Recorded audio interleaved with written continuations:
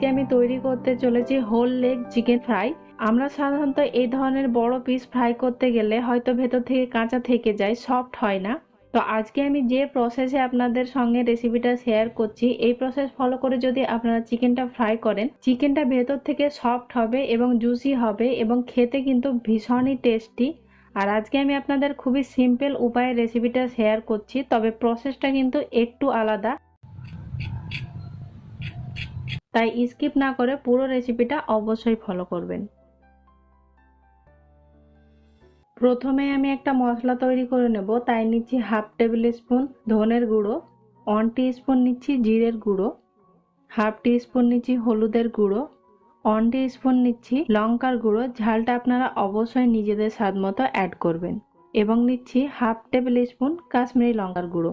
এটা শুধুমাত্র কালারের জন্য, চাইলে আপনারা কাশ্মীরি লঙ্কার গুঁড়োটা স্কিপ করতে পারেন। এবং নিচ্ছি 1.5 টেবিল স্পুন আদা রসুনের পেস্ট। নিচ্ছি এখানে 1 টেবিল স্পুন টক দই। দইটা না থাকলে বাদ দিতে পারেন, তবে নেওয়ার চেষ্টা করবেন।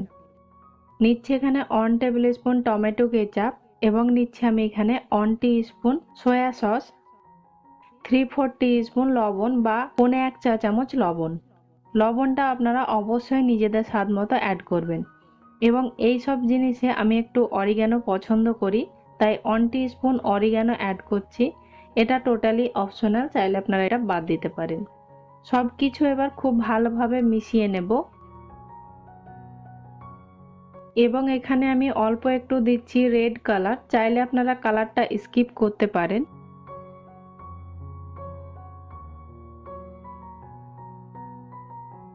এই রেসিপির জন্য আমি এখানে পুরো লেগটাই ব্যবহার করছি, তবে আপনারা চাইলে ছোট পিসও নিতে পারেন। এই চিকেনটা প্রায় 750 মতো আছে। অবশ্যই কিন্তু ঠিক এভাবে কেটে নিতে হবে, তবেই কিন্তু এই চিকেনটা খুব ভালো হবে এবং ভেতর থেকে সফট হবে এবং মশলাটা ঠিকঠাকভাবে কোট হতে পারবে। তো খুব ভালোভাবে মশলাটা চিকেনের গায়ে মাখিয়ে নিচ্ছি। যে যে জায়গাতে আমি কেটে নিয়েছি সেই জায়গাতে মশলাটা খুব ভালোভাবে মাখিয়ে নেব। প্রয়োজনে একটু সময় নিয়ে ম্যারিনেশনটা করে নেবেন।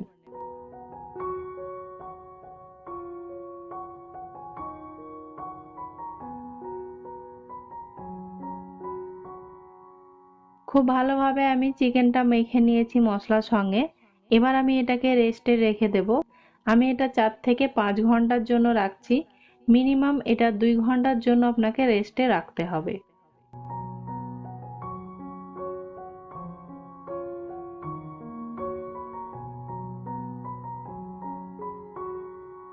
চিকেনটা বেশ সফট হয়ে গেছে।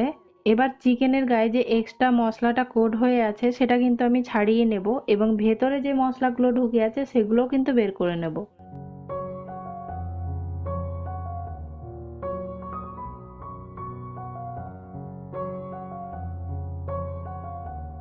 এই এক্সট্রা মশলাটার সঙ্গে 1/4 কাপ মতো আমি অ্যাড করছি ময়দা।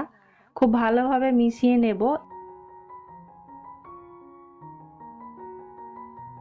এবং এই মশলাটা আবার চিকেনের সঙ্গে খুব ভালোভাবে কোট করে নেব। এই মশলাটা কিন্তু চিকেনের যে জায়গাগুলো চিড়ে নিয়েছি এর ভেতরে ভেতরে কিন্তু মশলাটা ঢোকাবেন না, শুধু বাইরেটাকে খুব ভালোভাবে কোট করে নিন। এবার আমি চিকেনটাকে ফ্রাই করে নেব। অবশ্যই কিন্তু এটা ডুবো তেলে ফ্রাই করতে হবে। তো আগে থেকে আমি তেলটা গরম করতে রেখে দিয়েছিলাম। এখন তেলের টেম্পারেচার মিডিয়াম আছে এবং গ্যাসের ফ্লেমটা কিন্তু লো ফ্লেমে আছে।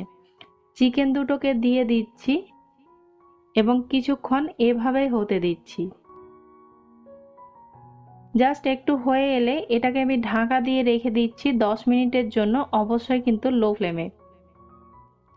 10 মিনিট পরে এটাকে একবার টার্ন করে নিচ্ছি। একটু সাবধানে টার্ন করবেন, তেলটা ছিটকে হাতে পড়তে পারে। তো এটাকে আরও 10 মিনিট আমি রেখে দিচ্ছি। চাইলে আপনারা একবার একটু এদিক সেদিক ঘুরিয়ে দিতে পারেন।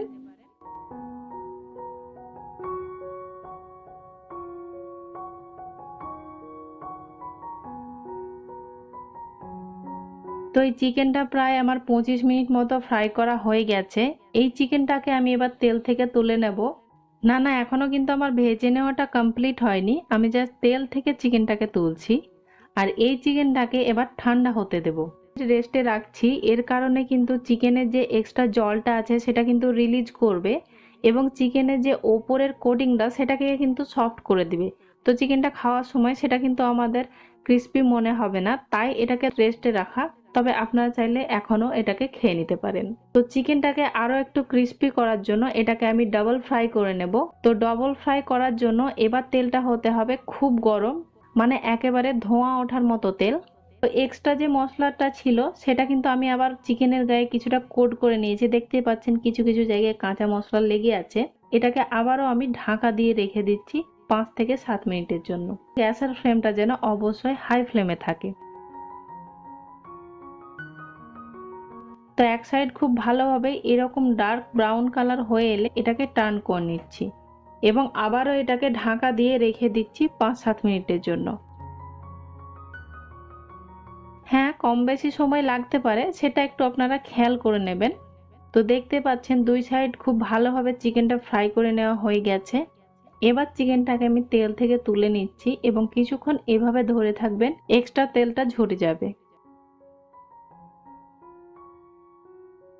আজকে আমি যেভাবে চিকেনটা ফ্রাই করে নিয়েছি, এরকম বড় পিস হলেও চিকেনটা খুব ভালোভাবে ভেতর থেকে সেদ্ধ হবে, সফট হবে এবং জুসি হবে, আর খেতে তো ভীষণই টেস্টি। আপনারা একবার এইভাবে ট্রাই করবেন, তবেই বুঝতে পারবেন যে চিকেনটা কতটা সুন্দরভাবে এটা কুক হয়েছে। আপনারা দেখতে পাচ্ছেন চিকেনটা কিন্তু ভীষণই সফট একটা চিকেন হয়েছে